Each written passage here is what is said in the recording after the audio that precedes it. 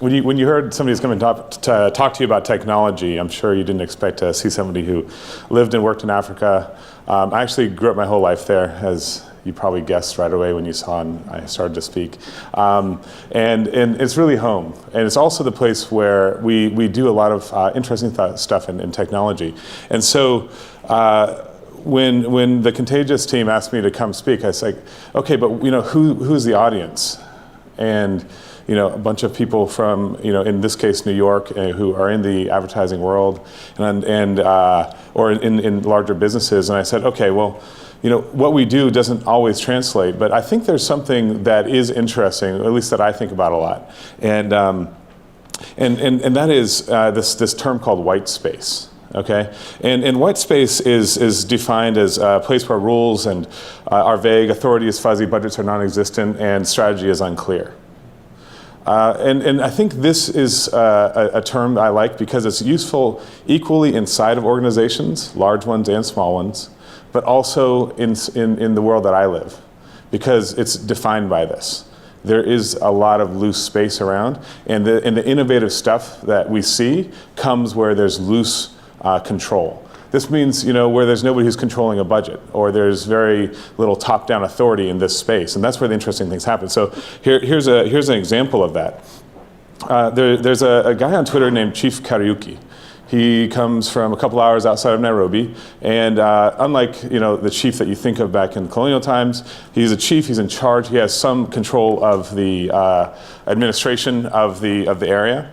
And he was looking for a better way to communicate with the populace, the community that lives around him. Now the problem is he doesn't have a lot of money. So what he did is he turned to Twitter and realized that in Kenya you can get free SMSs via Twitter if you sign up for it. So he told everybody in his community, go sign up for this service, and when I tweet out, it'll come to you. And so that's what he does, and it looks like this. So thieves, he gets word of something and then he tweets it back out, okay? And then he gets more people to band together around it, and they've recovered stolen goats, and they've stopped robberies. These are the kind of things that happen all the time, and it's a really interesting way to think about how do you use the system in a way that's not necessarily designed, or empower yourself with tools and technology which you wouldn't expect. There's an island off the coast of Kenya called Lamu. It's one of the most amazing places. Beautiful architecture. It's been there for 900 years as a town. And in it, you'll find this telephone graveyard. So this is pretty recent technology, right? This is technology that came about in the 90s, and it made or actually before that in the 80s, but went out of fashion in the early 2000s as mobile phones started to reach penetration on the continent. And what I think about is, I think about how new innovation, how new technology really kills status quo. And that is something that is really complicated for larger entities to understand. They generally grew up and got scale because they were innovative in something and did something really interesting. But then times change, and how does that technology affect them? So about 6 years ago, at the end of 2007, there was some post-election violence in Kenya. And this kind of was a crazy time. And there was there's not a media blackout, but a media intimidation to not write about certain things or talk about certain things. If you turned on the TV, you'd see cartoons. And the media organizations who were reporting, the international ones, they couldn't get everywhere that things were happening. So myself and a couple of friends at the time, just an ad hoc group, built a tool called Ushahidi. And Ushahidi is the worst word to brand internationally. Nobody can say it, nobody can spell it. But we didn't think about that because we were building it for Kenya, and where we speak Swahili. And Ushahidi means testimony or witness. And it was a way for people with just an ordinary mobile phone who could only send SMSs to send in a message and say, hey, something's happening here, whatever that is. And now that software is used in 159 countries around the world. It's used by civil society, by companies like the big media organizations like the BBC, and it's also used every time there is a major disaster. You'll see the software deployed. And there's nothing new about the technology. In 2008, when we built it, it was just a mashup of text messaging on a map. That's it, nothing new.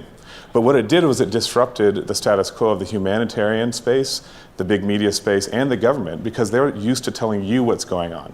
So what happens when everybody else can say the same thing? Now, we're used to that here in the States because of things like Twitter and Facebook rising up over the past 5 to 10 years, right? So it's kind of been growing here. But what do you do when a population doesn't have a Twitter handle, or people aren't all on Facebook yet? Well, they all have a phone. Even in Kenya, even in Africa and Asia. And so with setting up a text message, you can send something out really quickly.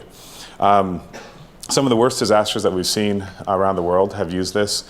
And it's sometimes hard when you're known for doing stuff around bad things, right? Because it's heavy. When your engineering team, at least they know they have a mission. But it's a hard thing to kind of always be kind of met with this kind of disaster, every month.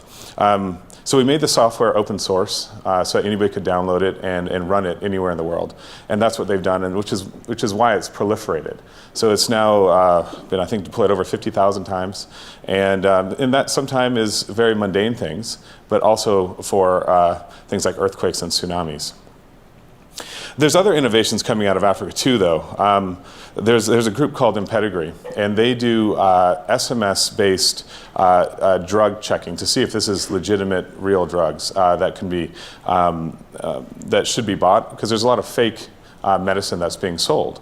So this comes from Ghana and is now being used in 5 other countries around the world.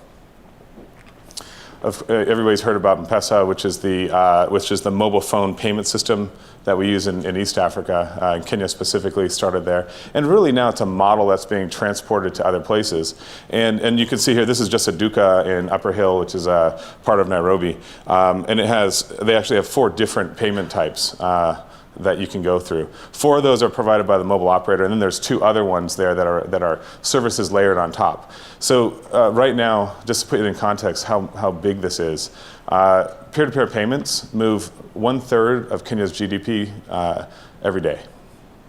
So that money is just moving quickly in ways that nobody ever expected before. Now there's all types of increasing regulation around it. But it was the lack of regulation and this freedom to move in this white space by the mobile operators and Vodafone at the time that allowed this to be made. And it's that lack of, there's this kind of tension between regulation and innovation on a country scale. And in a company, it's between it's between rules and processes and people who have crazy ideas who want to try something. How can they get that through the bureaucracy of the system? Another one is Movertu. Movertu is answering the question, what happens when a family can only afford 1 phone but need to have separate communications? Could we put a SIM card in the cloud? And so they started that in one of the poorer nations in Africa, in Madagascar, and it's been since moved to 2 other countries in the continent. And it's a really interesting idea, because all of a sudden you're freed up from even caring about which device you're on, because you just log in. Even from your ordinary dumb phone, you can log in to the service.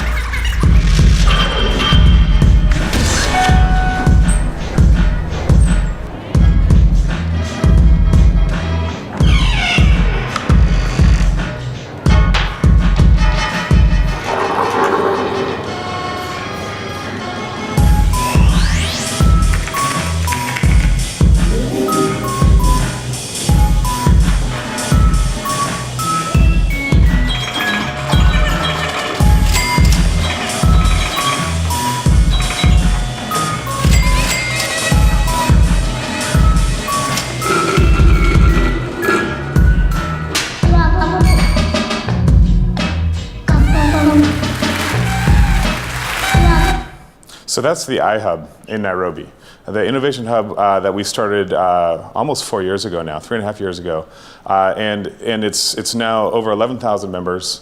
It's got 4 floors in a building, and it's where the tech community in Nairobi meets. And it's really hard to measure success with this, other than startups that come out of it, and it's hard to measure serendipity where people just meet up, and that's what happens. So we have events there.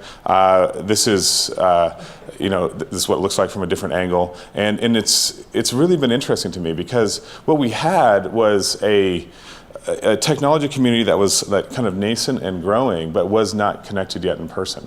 And our question to ourselves back in 2009, when we were thinking about this, was, if we know that there's more opportunities for more Ushahidi type companies to come up out of the space, how can we accelerate and find those people better? And so the iHub was created. And since then, we've seen a number of things. There's plenty of events. So this is, this year we've had Erik Schmidt come through, and Stephen Elop was last year, and Marissa Meyer and Vince Cerf. We get all the big guys who come through, and they talk to the community, and the community talks back with them, ask some tough questions that they sometimes don't want to answer. And also, this is a place where the local PHP user group will meet, and the local network operators group, and all this. So it's a place for the community to interact. And I think of it less like a co-working space than a mixture of a kind of a community commons from like a university, and a coffee shop, and a co-working space. It's kind of like this mesh of all three. It's got an incubator, and it's got a research arm now, and it's also has a user experience and design lab. And from it, we've seen a number of startups come. They started to spring up, and just like everywhere else in the world, their success rate is limited. But we're starting to see a growing number of startups coming out of just this space. And what's happened too is that the countries around the continent are modeling this also. So there's tech hubs now in something like 30-something other countries across Africa, at different sizes and scales. And we're starting to see this revolution happening on the continent around technology and companies rising from it. The last thing I want to talk to you about is something new that we're doing, and it came off of some of this research. Like we were looking at everybody who is connected to the internet in the world, and we realized that 65% of the people who are connected to the internet are from the emerging markets. Hold on to that thought for a second, right? You thought it was mostly from the developed world. Most people do. I did as well. But it's 65% from the emerging markets. Only 24% of the people in the emerging markets are actually connected to the internet. So it's only going to go up and to the right. I had meetings last week in San Francisco talking to the internet.org team, and they see the same thing too. This is why they have the internet.org initiative. It's because the emerging markets are the future for connectivity. If we thought computers were a revolution in the past 10 years, we have no idea what mobile and internet are going to be doing over the next 10. And it's not going to be focused here. And so we started asking ourselves this question, so why do we use technologies designed for London and New York when we live in Nairobi and New Delhi? It doesn't make sense. If you have a computer if you have a camera that's not supposed to go underwater, you don't put it underwater, you build a camera that's supposed to go underwater. So we started thinking about that too, and we started hacking away on an idea about connectivity. When the infrastructure is poor, and the routers that are made for it don't have like backup power and backup connectivity options, what do? So these first couple devices looked a little bit like remote detonation devices, and I'm really happy that the DHS let me go through the airport with them. I'm actually surprised they let me go through with them as well. But one of the things that we found out about it was that this is also a problem. We have we don't have the facilities that meet the requirements. We don't have anything for rapid prototyping in Kenya at all.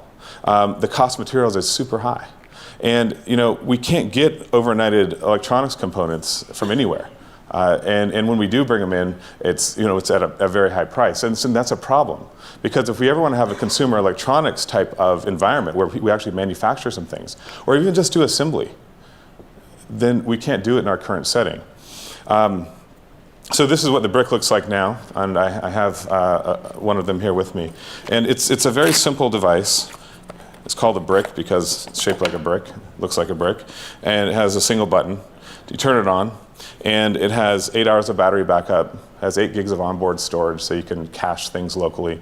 And it has a SIM card slot here that works in 140 countries. So anywhere you go, you just pop a SIM card in and you can be connected there as well. It also works because we have about 3 to 5 power outages a week. And if that's in Nairobi. If you're in Lagos, that might be per day. And your routers cannot handle that. This is built with really smart power so that it can take the power surges, the spikes, it can be charged off a car battery, all that kind of stuff. And you can just set it up and put it in your house or your office as your normal router, as your access point. The idea here is that we think about the needs of the places that we are, and we build for that. And this is coming to be a realization for many other organizations as well, even the large ones. As they look at Asia, they start realizing this is like the Ciscos of the world or the GEs. They start designing things a little bit differently. What they used to do is just build something and remove components until it got cheap enough that they could sell it there, right? But that turns out it's not good enough. And what's happening is this manufacturing is getting cheaper to do, and people in these countries are doing it now too.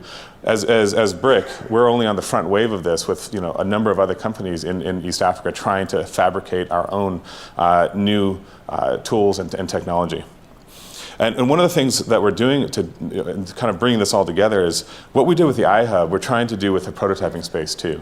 Right? So Gearbox is this rapid prototyping space that actually sits in the iHub on another floor, where companies and individuals can come in, they can put together stuff. What does it look like? Looks like this. So this guy is, it's a DIY drone, and he's using it for wildlife, scanning. Looks like this. This is just a solar tracker. So you can buy solar panels there very easily. Everybody sells them now. But what do you do about tracking the sun? If the components to build your own are there, it's a lot cheaper than trying to buy one. And then you have things like this, which I know there's another Kenyan in the room here. I saw the computer. And she'll appreciate that this is an ugali maker, a remote ugali maker. So it's like a porridge. So when the guy leaves class, he sends a text message and it starts this little machine. Now, is this going to be commercially viable? Probably not, okay? But it's a fun way, and this is the experimentation that happens on the edges that allows people and products like the BRIC to eventually be created. And we need more of this. And so, as we see, our job at Ushahidi and now at BRIC, because we spun it out, is to really extend the internet connectivity to the edges of the network. What are these other guys going to do when they start spreading out and building these other tools and these other creations? It's going to really make a sea change around the world in the big product markets and in the software space itself. So anyway, that's for me. Thank you very much.